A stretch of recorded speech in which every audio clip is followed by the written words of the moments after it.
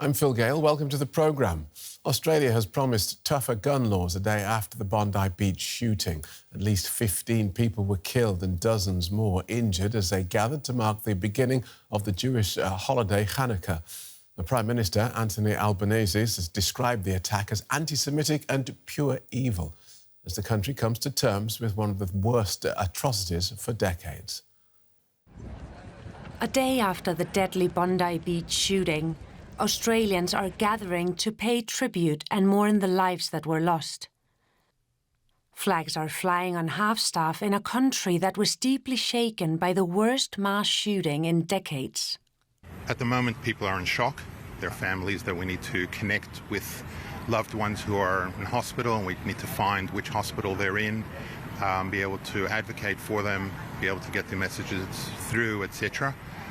For those that have passed away, we need to start looking at working with coroner to be able to then have funerals as soon as possible. The Jewish community was supposed to be celebrating Hanukkah. The holiday is known as Judaism's Festival of Lights. Instead, the whole nation is now coping with the tragedy. Among the victims are the Holocaust survivor Alexander Kleitman, football player Dan El-Kayam, described by his teammates as a talented sportsman, and Rabbi Reuben Morrison, who experienced persecution in the Soviet Union where he was born. Meanwhile, a local fruit store owner, identified as Ahmed Al-Ahmed, who was filmed tackling one of the shooters during the attack, was hailed as a hero and is now being treated for gunshot wounds at a hospital. He noticed one of the armed men at a distance hiding behind a tree. My son is a hero. He served with the police and in the Central Security Forces, and he has the impulse to protect people. When he saw people laying on the ground and the blood everywhere, immediately his conscience and his soul compelled him to pounce on one of the terrorists and to rid him of his weapon. Officials in Sydney have launched an investigation into what they're calling an act of antisemitic terrorism. The government has pledged to impose stricter gun laws and provide more funding to protect the Jewish community in Australia. Petra Zlatevska and her family were amongst the crowds at Bondi Beach when the shooting broke out. She told me how she was feeling now. So obviously it's a highly surreal environment and situation to be faced with a week out from Christmas and second day of Hanukkah. So I think that sentiment for all of us, particularly myself and my family yesterday, having escaped the sniper attack, is just one of incredible relief. But also as the disbelief sets in, we have just the reality of what has actually happened and how everything unfolded coming through the media and other various reports. And what did you for see, us Petra? trying to kind of piece together exactly what happened. So we were at the beach at North Bondi, children and as many other families on a Sunday afternoon at around 5:30, had a swim, and then all of a sudden heard this really strange sound that we thought was maybe firecrackers. A lot of my elder son's friends were at the Hanukkah party at the pavilion that was just about 50 metres away from us, and then all of a sudden saw the throng of people on the sand. So we were on the sand, not on the boardwalk. We ran with the throng, fleeing away from the gunshots, and I knew that there was a sort of a storage, a basement area under the community club that we then ended up seeking refuge in underground with other people. And thankfully, we ran into there knowing that we'd be safe.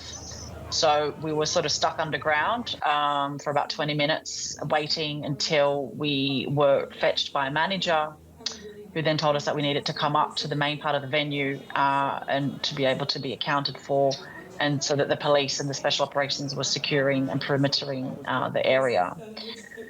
So we escaped.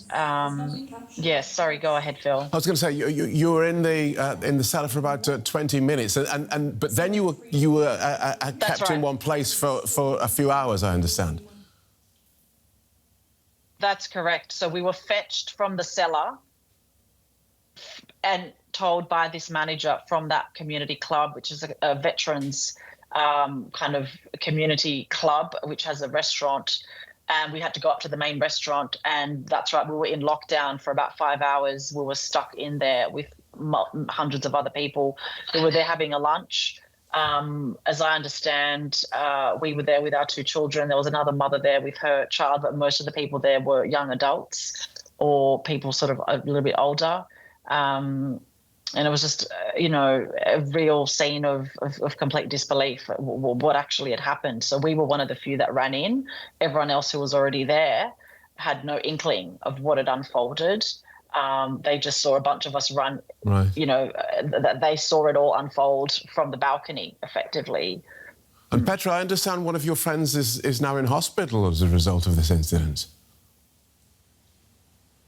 Yes, so we've been informed that's right. There's been a mother known to us, and that was something that was unexpected.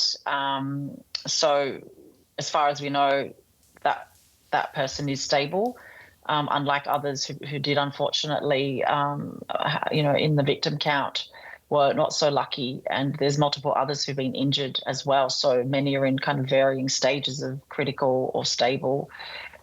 So this really hits home. It hits very close to home, given that we live within this community. Our children have multiple points of contact, and our friends are Jewish. One of my children plays for a Jewish football club. It's such a mixed city, particularly around Bondi. It's highly diverse in its population breakdown and the demographics. It's got Brazilians, it's got Australians. There's a strong Orthodox Jewish community, and that's why they kind of do Hanukkah by the sea down there. So it really touches everybody, whether you're Jewish or not. That's Petra Zlatevska, who was caught up in the Bondi Beach shootings. Well, the Counter-Extremism Project's a non-profit and non-partisan international policy organisation. They work to combat the threat posed by extremist ideologies. Dr. Hans-Jakob Schindler is a senior director. He talked DW through some of the ways in which Australia can address anti-Semitism.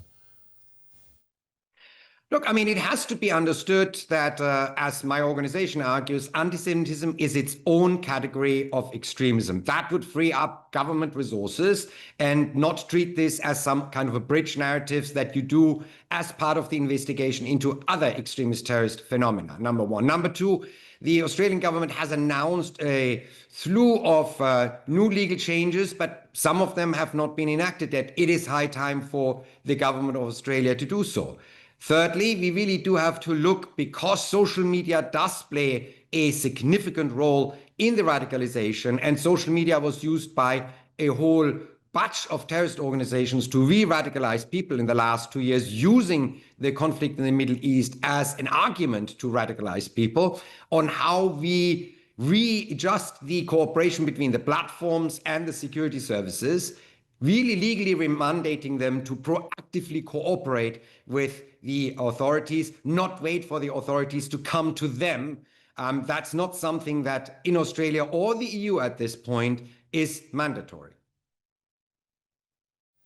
That's Hans-Jakob Schindler from the Counter-Extremism Project. Well, the Australia attack sent shockwaves around the world. Here in Berlin, a Hanukkah ceremony at the Brandenburg Gate paid tribute to the victims and stressed resilience in the face of anti-Semitic violence. Speakers called for unity and defiance as cities across Europe stepped up security for Jewish communities. A personal friend of mine was sadly murdered, along with many others. He just wanted to bring a good, positive spirit to the community on the occasion of Hanukkah, the festival of light. This terrible event shocked us all. It left us speechless. But let us be clear, we will not be intimidated under no circumstances. I think it's important to express feelings of democracy and freedom. It doesn't matter what religion, what faith. It's important to express yourself and to continue to celebrate. diesen Ausdruck rauszubringen.